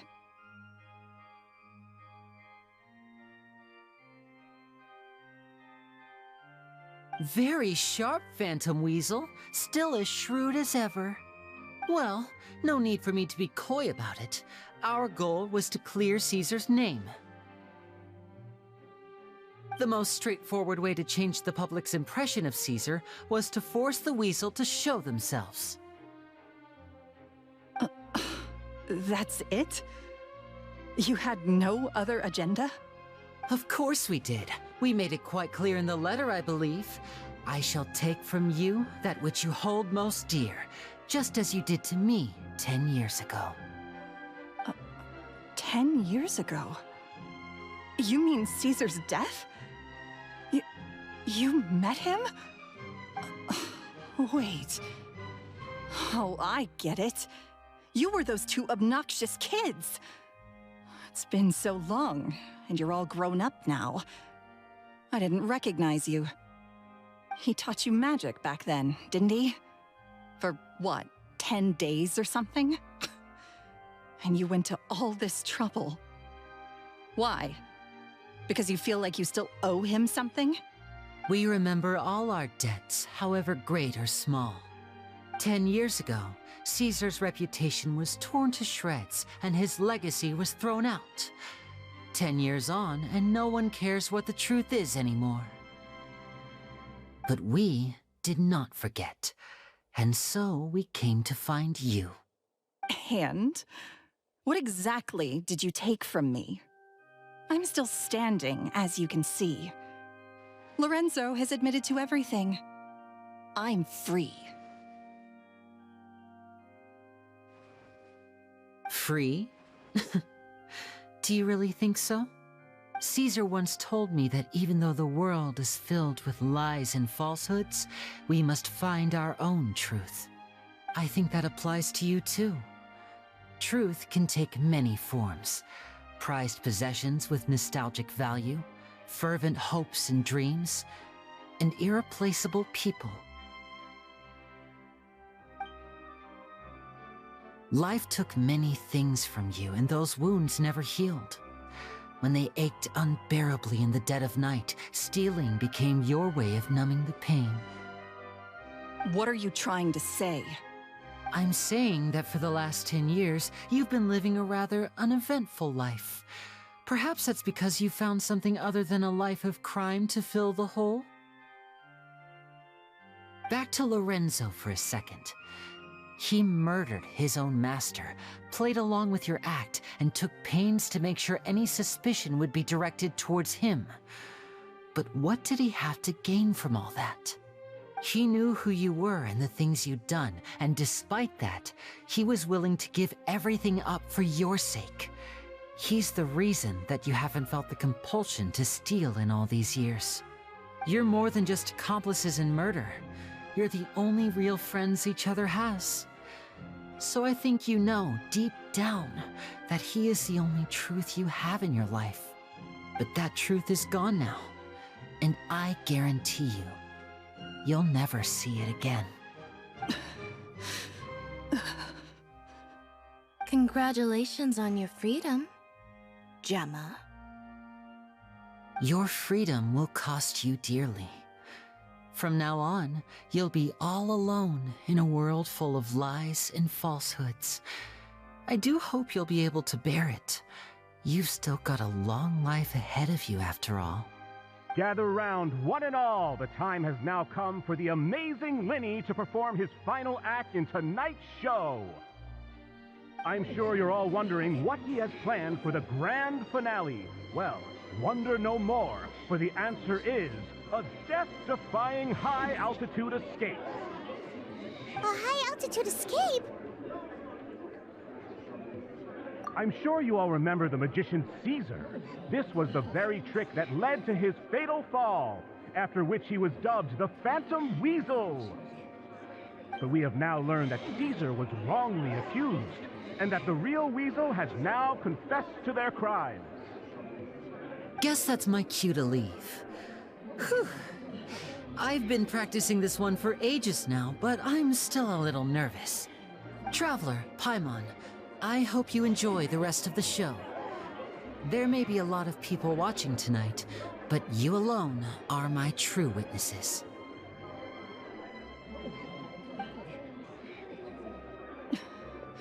Lyney, wait. You two hid a lot from Caesar. He went to his grave without ever knowing your secrets. So what about now?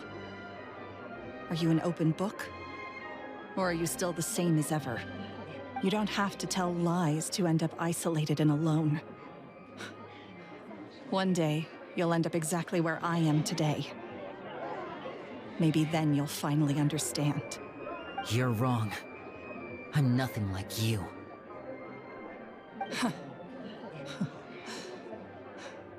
So, what are we, doing now? Like Lyney said, when you're ready, let's head outside and watch the show. But what about Gemma? She'll figure out what's best for her soon enough. Oh, and if you'd like to see Lyney after the show, you know where he'll be.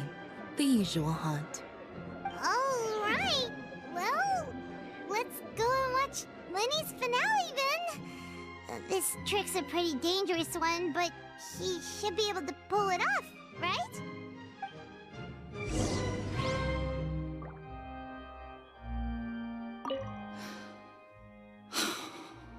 What is my truth? Sometimes I think I'm like a gambling addict. All I care about is winning, and it doesn't matter what's at stake. By the time I come to my senses, I'm left with nothing. Oh, if I had my time again.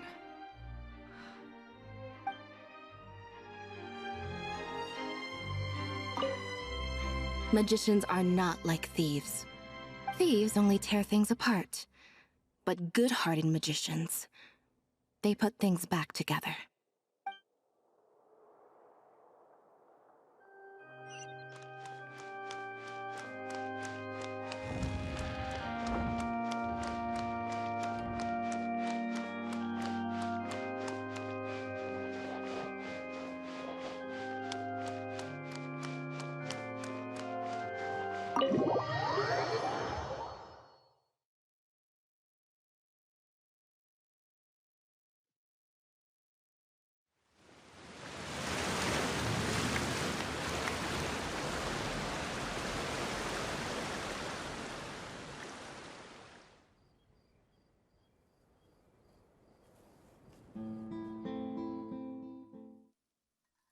Magic should be mysterious, surprising, and defy logic. Magic is hard work. Every single movement has to be practiced thousands of times. It's alright. We're used to that.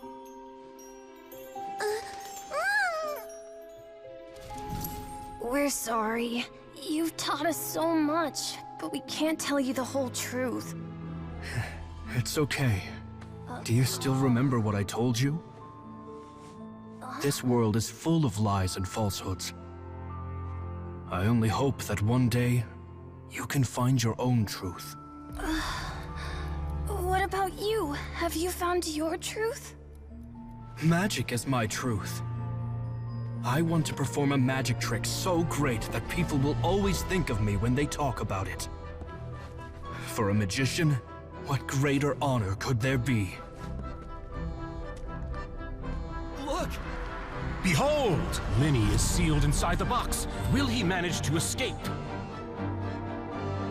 10 years ago, Caesar attempted this very trick, and it was at this precise moment that...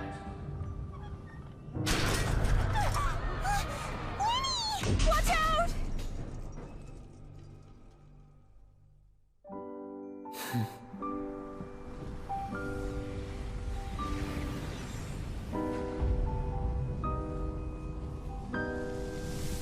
Mysterious.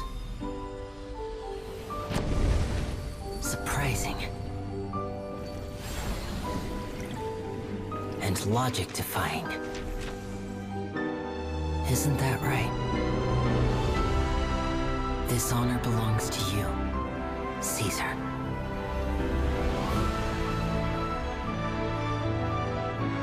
I'm just sorry it's a little late.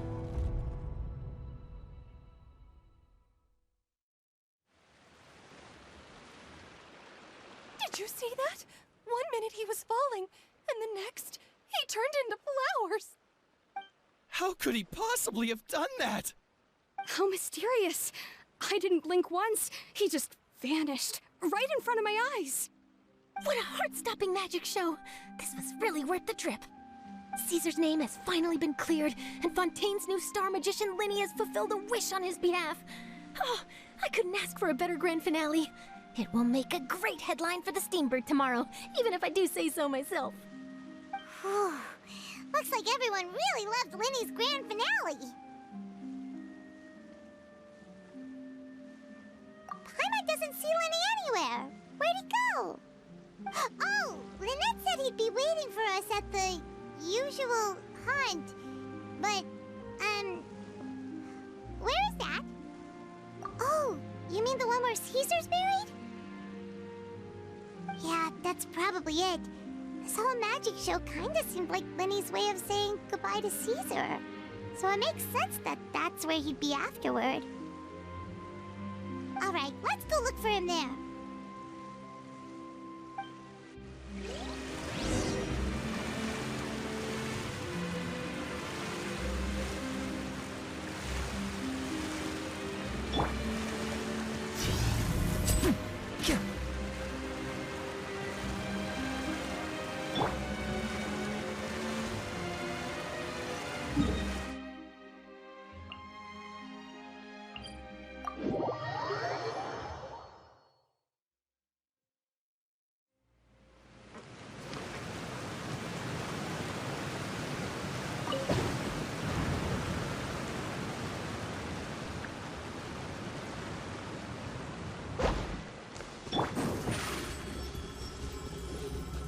Step on up!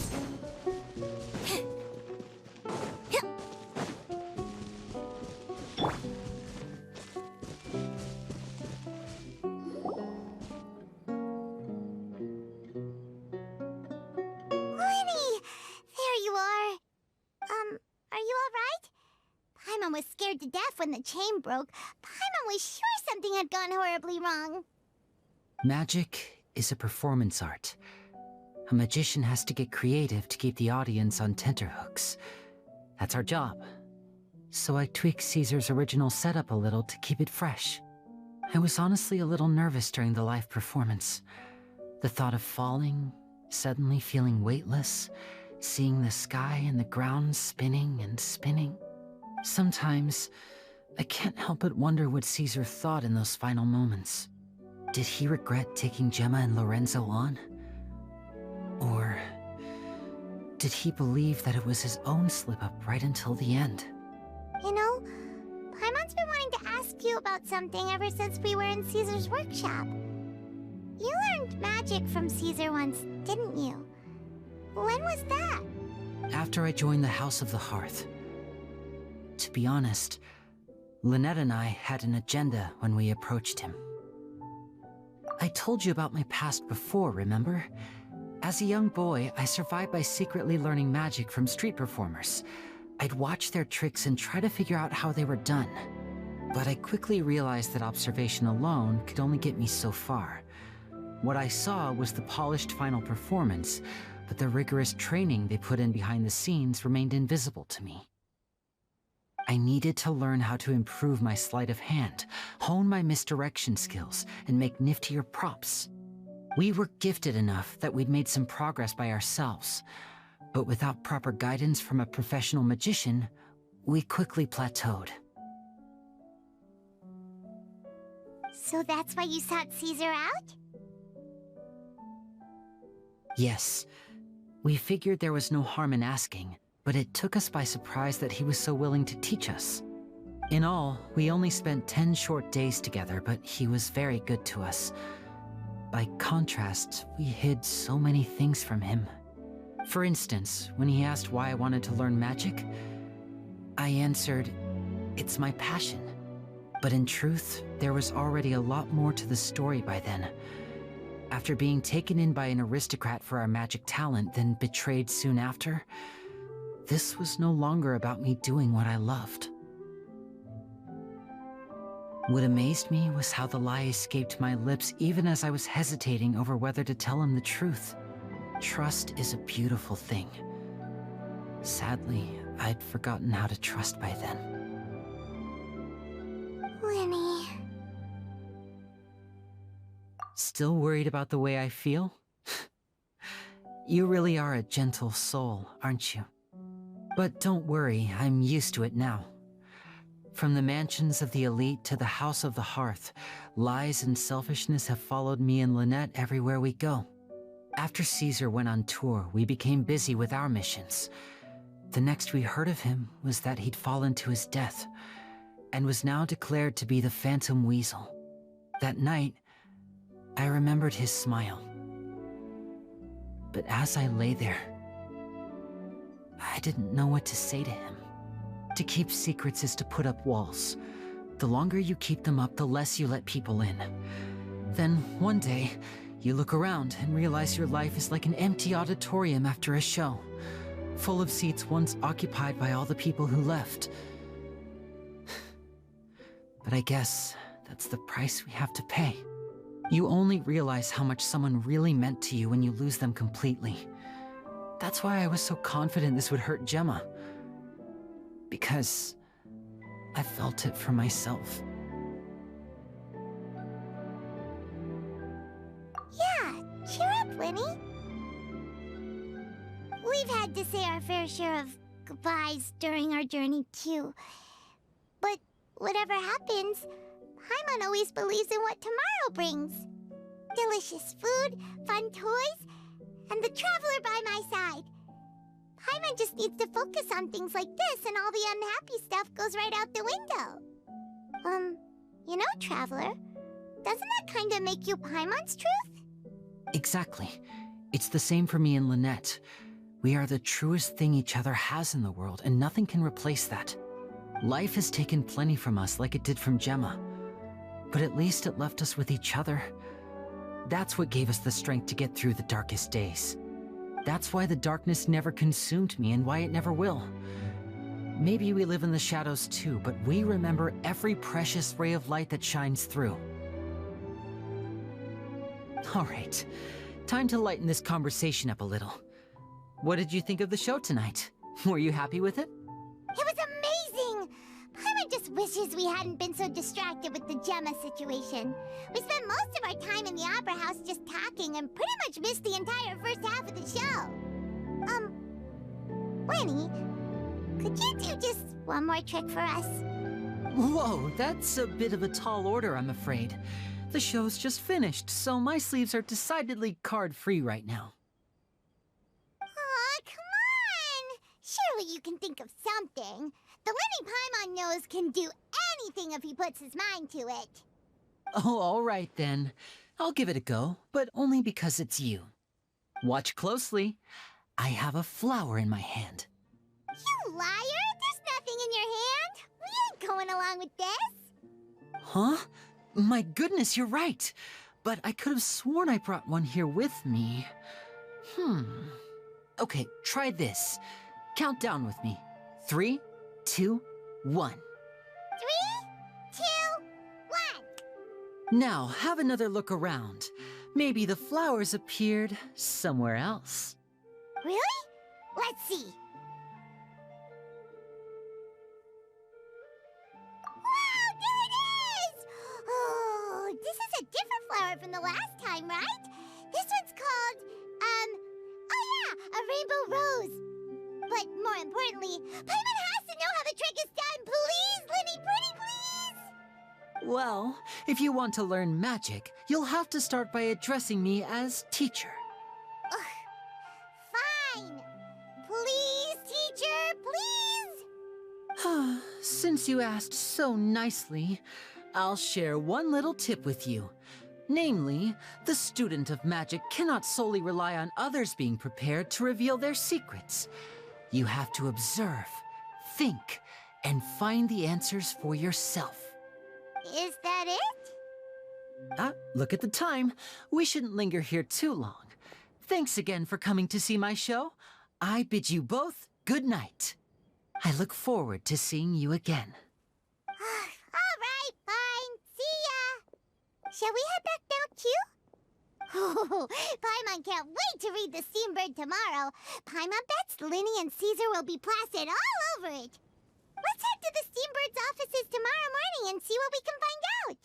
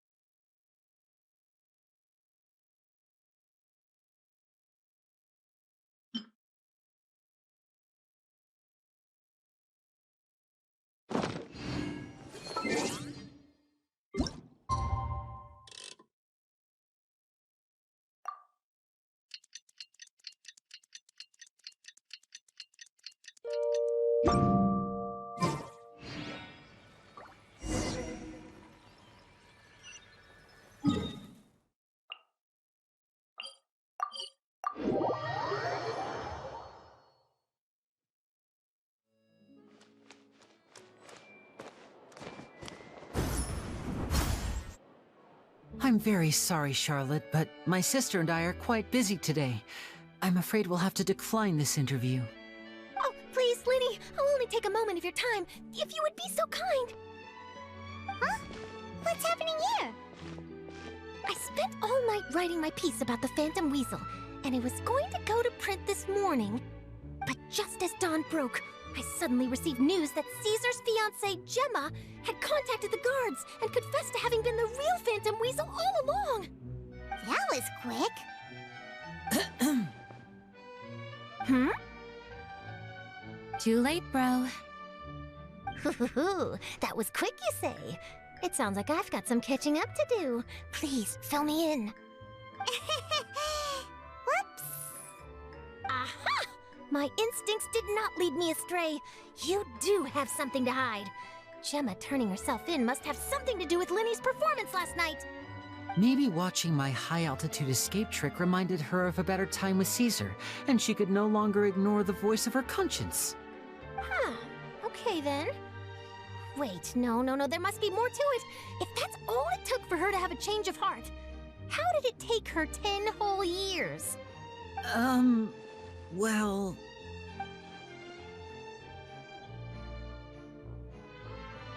Oh, I remember now! You and Gemma were nowhere to be found after the show. What happened between you? Quickfire question! Where did you all go after the show? Oh, we went to the cemetery and Lyney did a private magic trick just for us.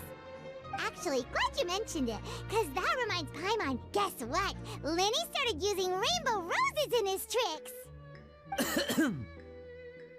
What? I don't recall ever having received a rainbow rose from you myself.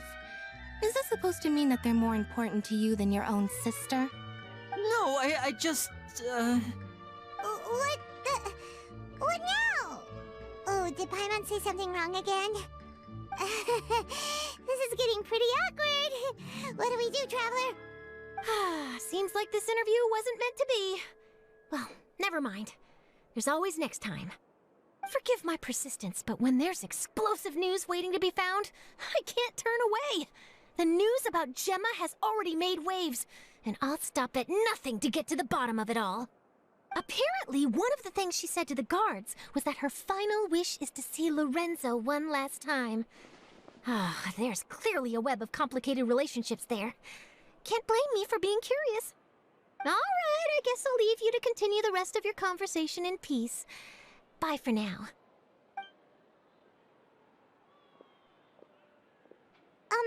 Lynette? Paimon didn't mean to... Don't worry, I wasn't angry. I was just trying to distract her. Oh, really? Oh, thank goodness. You scared Paimon there. Phew. You and me both, Paimon. You and me both. At least it did the job, right? Please, take good care of that rainbow rose. I'd be really upset if you lost it.